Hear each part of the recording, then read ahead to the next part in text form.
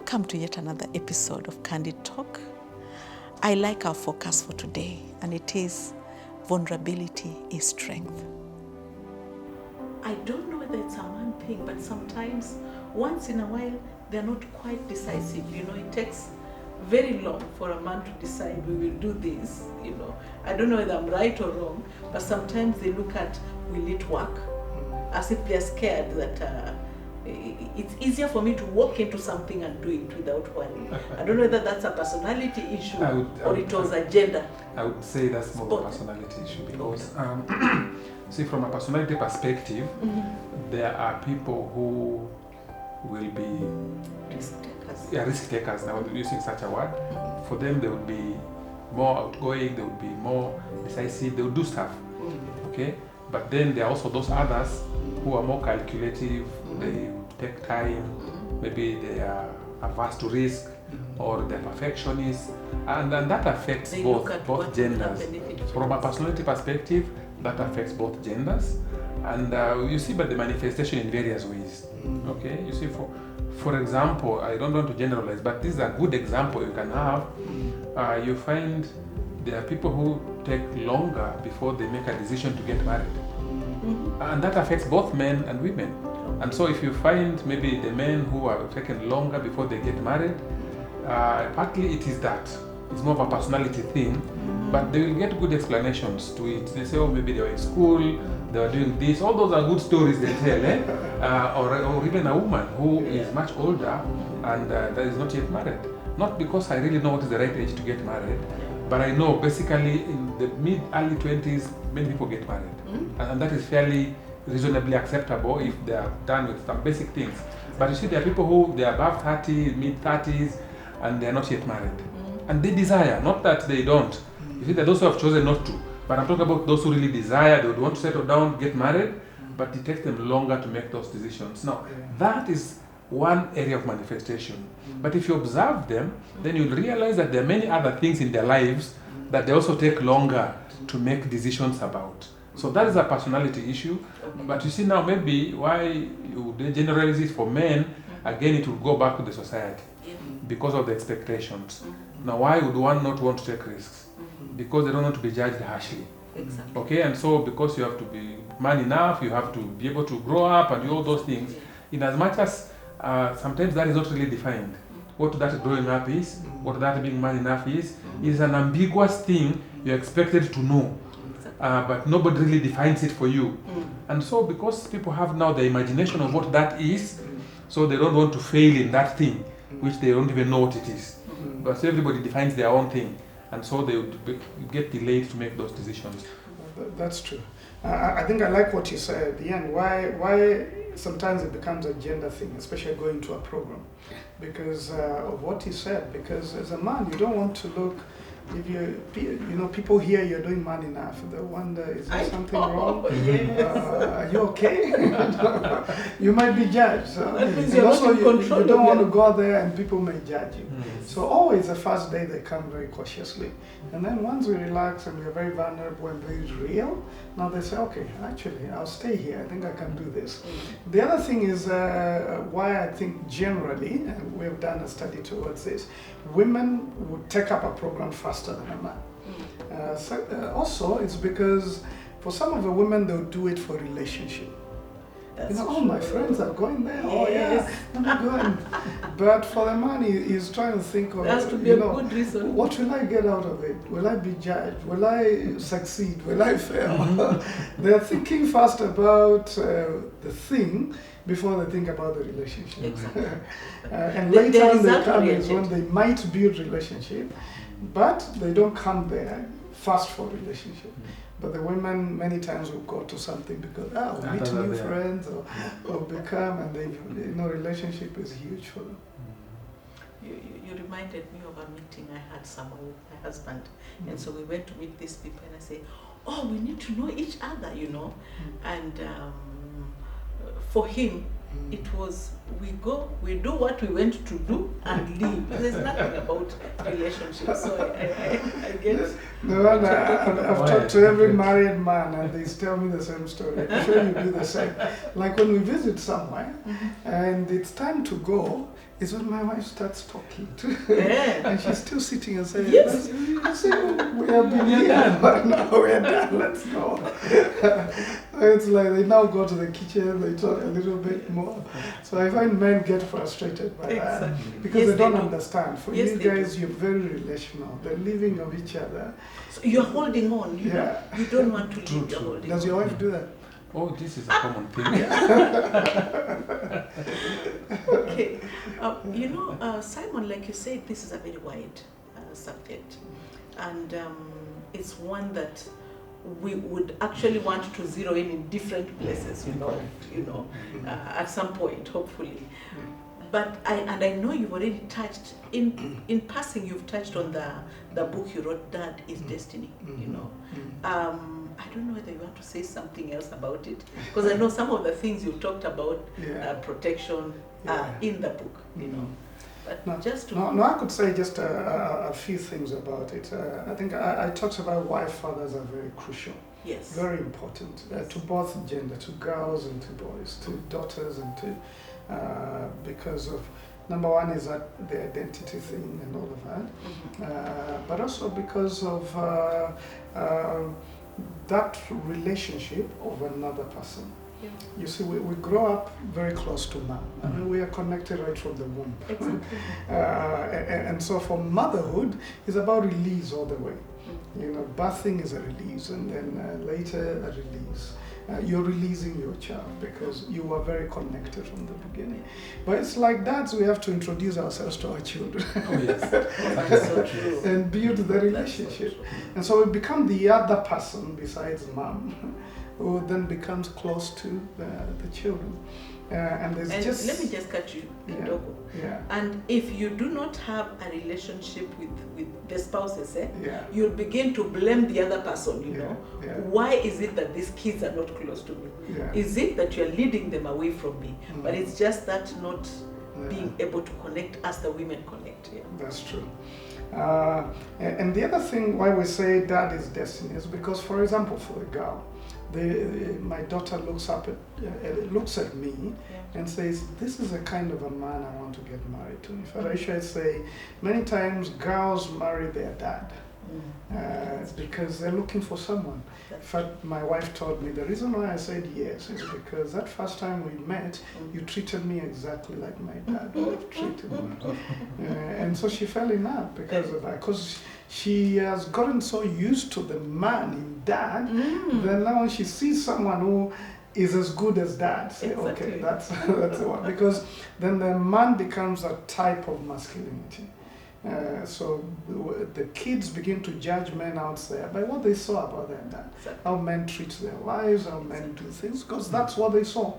It's the first man they ever saw and grew up with. And when that one is lacking, then there's a father hunger. There's just a father hunger. I was surprised the other day a lady came and told me when she had me say this on radio, she started looking for a dad. She's in her late 20s and she doesn't know who the dad is because the mom refused to tell her and the mom passed on. So she began a search, and it was for 3 years before she found the dad. The day she found the dad, she called me and she was crying like a baby. Said, I've seen him. I look like him. Oh, wow. And thankfully the man did not reject her. Actually said, I've been looking for you. I didn't even know where you were. It's been a few months now and they're very good friends. But I remember her telling me, I felt like I got something I had never gotten. And I looked at him and I felt like I'm complete. She had been looking for that. There's a father hunger, psychological, spiritual, emotional. There's just a longing to know who gave seed for you, who birthed you in that sense. And so the other thing I would say, so the way then we need to realize, because that shapes us in a sense. Of course, mom shapes us as well, so this is not dad versus mom. Moms play a very crucial role. But a different role. Yeah. a different role. But dads in that way then shape us, especially in our preteen and into teenage. And that's a time when children really begin to get father hungry. Like me, it was in high school that I began to really think about my dad and want, someone. And I remember asking my mom many times, tell me about my dad. I'm missing my dad in teenage, not even now, earlier, even though he died when I was, way earlier. But the other thing I say, why we need to then deal with the fatherhood issue, because as we said earlier, it affects who you become. Your father issue affects you. Affects you in marriage, it affects you in relationships, affects the way you see men. I was talking to a lady who was saying, I just hate men generally. And I said, why do you hate us? And it went back to what the dad did to her. So she generalized that all men are like that. So when she becomes close to a man, she's waiting to see when he's going to betray her. So she's always very cautious. I'm waiting. I know you're not here because you like me. I know you want to hurt me eventually. And you see, it's a bad way to live. So I think we need to get to a point where we realize that. And part of that realization is forgiving our dads. Yes. If they hurt us in one way or another, let it go. Because if you still hold on to that grudge, then that grudge still controls you. What you have not released still holds you. You think you're holding it, but it's holding you. And you need to let it go and release it so that you will be free to be and to deal with whatever reality with your dad. And once you've dealt with it, then you can live, not being shaped by the heart that you... I always tell people forgiveness is a self-gift. It is determining. You will not allow what happened many years ago to control you today. You will let it go. You'll forgive your dad, whatever he is. And if possible, reconcile with him. Find him. Like this girl now, she's very happy that she has found her dad. And I've seen over and over again cases like those. So reconcile where possible, where it's not possible, because reconciliation takes two. You can't force your dad to accept you. Reconciliation, even the try of it, shows it's like you've forgiven, because it's a sign that you have forgiven the person. So when you long to reconcile, it means that you have actually let go, you have actually let go. But I'm just thinking, now that we are talking about the fathers at this segment, maybe the other bit that we may need to offer support is the mothers to the children could offer support to their children to connect with their fathers. I'm saying that as a therapist again because of my experience. He said that. I'm just adding my voice to it because I've talked to many young people who have troubles with that connection. And when you realize the challenge that they're having is because that has not been facilitated. And I say this because sometimes as spouses you have your own fights and then pass it on to a child. And yet the child needs to have their own fight, if at all there is a fight to have. If a child needs to fight with the father, let them fight with the father. Don't facilitate the fight. So I think for me, it's just to... You call it triangulating. It's triangulation, Yeah, those are big words. For the experts, they would know what that is. But it's to triangulate, where you bring yourself and the child and the father into an unnecessary battle that should not be, so that instead of the child just having their relationship with their father and get all the benefit there is in getting a father, because in the way God has designed us is that we have a father and we have a mother. Exactly. Not our choice, it's as it is. And so there is a benefit we can draw out of it.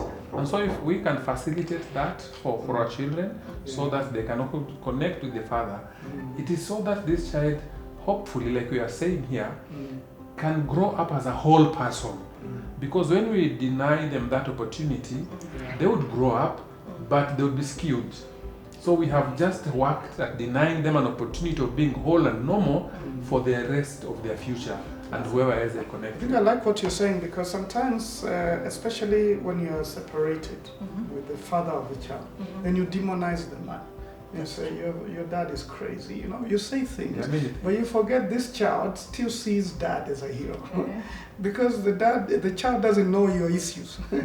They're too grown up for him. For him, he just, or the harsh, he feels, this is my daddy.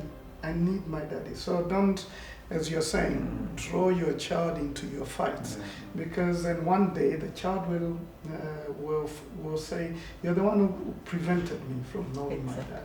Why didn't you tell me who my dad was?" Like now, this lady I was talking about, she was blaming the mom for a long time. Why did mom not introduce me to dad? They might have had their own issues, but I wanted to know dad. And now when she met the dad said, "No, it's your mom who refused me to see you." And of course she was saying, "Why did mom do that? I wanted a daddy, I needed a daddy," whatever the issues were. So that's a very strong point. I'm thinking about all these things, and what I'm wondering about is there's so much pain that we go through. You would be going through the pain, like you've said, because your father died.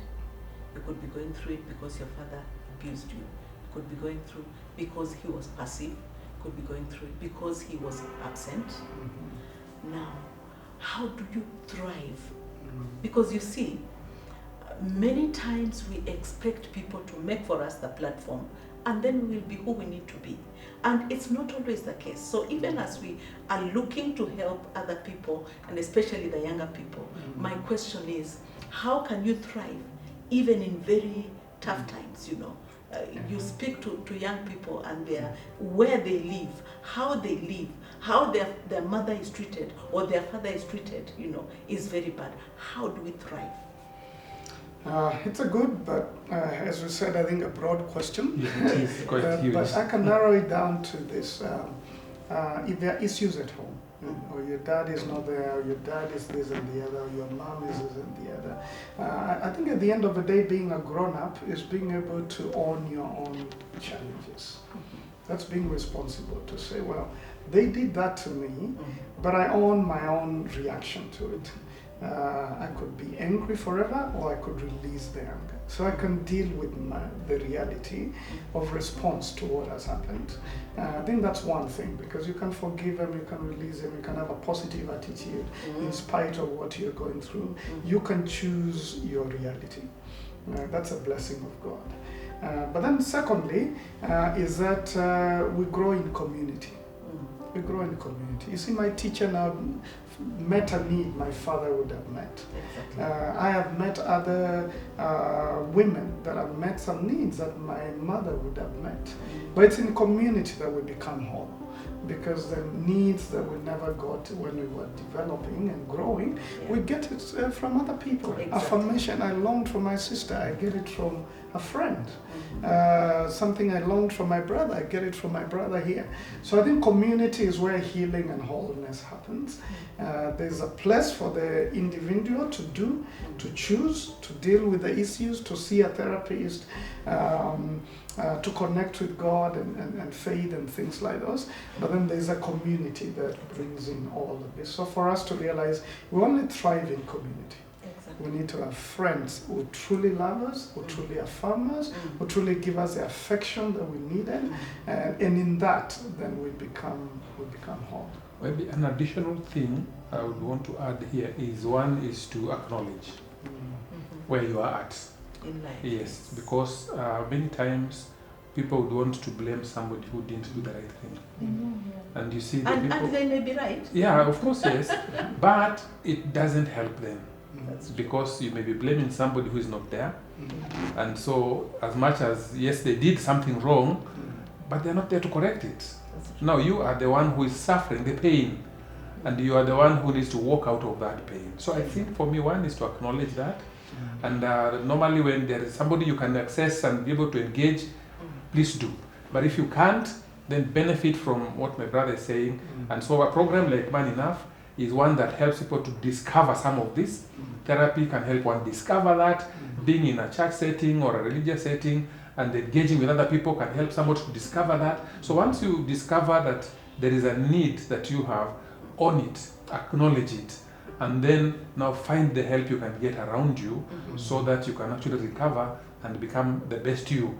Because there are other generations that are following and they now will benefit from what we have discovered and what we have changed. Because when we change the narrative, then it now helps those that follow. But if we don't, we keep blaming, we keep lamenting, we keep complaining, then we are not necessarily healing ourselves of the situation that we are in. But somebody might have thrown us into it. We might have found ourselves in it. But now we need to walk out of it. And where we can get help, let us hang on to that help to actually get out. And I like that part you finish with. Find help. I think we are very self-sustaining these days. We're self-sufficient. We rarely look for help, and especially men, because we're talking especially about men in this segment. As men, we feel like we can handle this. And what you're trying so hard to handle, my brother can help me. Just find help and realize help is not weakness. Finding help is maturity. Is knowing that we were born to find help with each other. You can't just be on your own. Wow, this has been a great discussion. As I think I want you people to just say what your parting shot. What is it that we didn't touch on that you think this would have been a nice thing to say during this time? Do you want to start? Yeah, let me start. Let's start. People have said it is okay not to be okay. Yeah, it's a phrase that people use. So what I would want to say is that it is very normal to find yourself in trouble or to be in a problem. It's a very normal thing. And so the best thing for one to do is to find a way out of it. Because you've already found yourself in a situation, you've been raised by a single parent, you've been raised by an abusive parent, you've been raised by an absent parent, you found yourself in that situation. It is okay, it's a normal thing, because you just got yourself in it. But now, find a way to walk out of it, because it is possible. There are many people who have walked out of those situations and they have become the best them. They have become a blessing to many other people. They have offered help to many other people. They have raised different generations that have followed. And so you could be that person that could actually join that growing list of people that got out of that difficult situation, became a better person, and was able to move on and raise another generation. Okay. As Simon goes, something that comes to my mind is that when you talked about when we're talking about thriving where you are, I thought about what is it that somebody can do that if they're finding they're less here, but they can be big here, I don't know whether you can touch on it. You may be able to, you may not be able to, but as you are giving your final thoughts, maybe you could also touch on that. Well, I hope I get what you said, but I think what I would say to that is sometimes we focus so much on our weaknesses, on the places where we don't do well, instead of realize nobody ever grew for doing that. That's true. And I think our culture teaches us that if you're weak in this area, focus on it. But really, it's not the truth. I think the truth is there are some strengths that we have. And the more we focus on them, the more we thrive. And the more we thrive, the more it pulls us away from our weaknesses.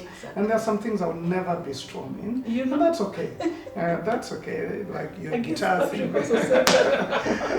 So focus on your strengths and celebrate your strengths. And let others affirm you in those strengths. So it's more like finding your purpose.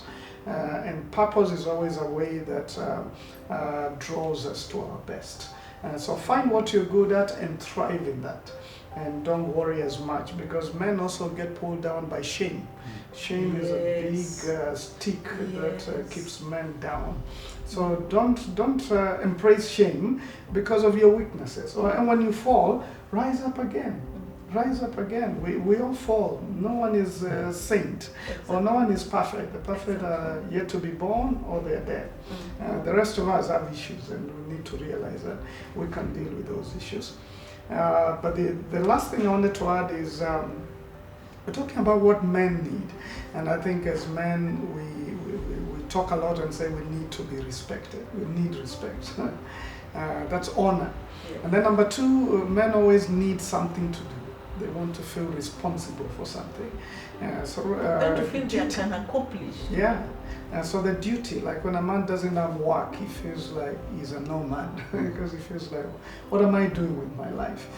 They get a lot more affected generally than women are, because we're very doing beings as men, part of the way we have been cultured. So duty and care. Caring for ourselves but also caring for others. So I would say the three-legged stool on which good masculinity sits is honor, duty, and care. Those are the legs. Honor is living in a very honorable way so that you can also you can respect yourself as you demand respect. Respect is given because of the way you live. So as men, I'm just calling us to live honorably. The way we talk to women, the way we relate to children, the way we do our things, may we be found to be men of honor. Number two, may we be found to be men of duty. And then sometimes we abandon our responsibilities. We blame it on society, on other things. But let's be responsible as husbands, as fathers, as work people. Let's do whatever it is that we find to do and do it well. And lastly is care. Let's just be honor. Men who are mature enough to care for ourselves, go to programs, allow others to care for us, but also care for others around us, including the weakest. Care for them. Because in those three, I believe we begin to find our greatness as men. Yeah. Wow, and I just think that one of those tough things of where you've been through such tough times that you have so much shame, My desire is that I would see men being able to say, I fell, I have risen up. So that when you've risen up, you're not still thinking about the fall. You're saying, I've stood, I am going on. What has gone on has gone on. I am going ahead, Wow, those are good discussions. Thank you so much for coming. We look forward to yet another episode on this because, like you said, there's so much to cover on men. Thank you so much. Thanks for the invitation. I enjoyed the Thank you so much for coming. All right.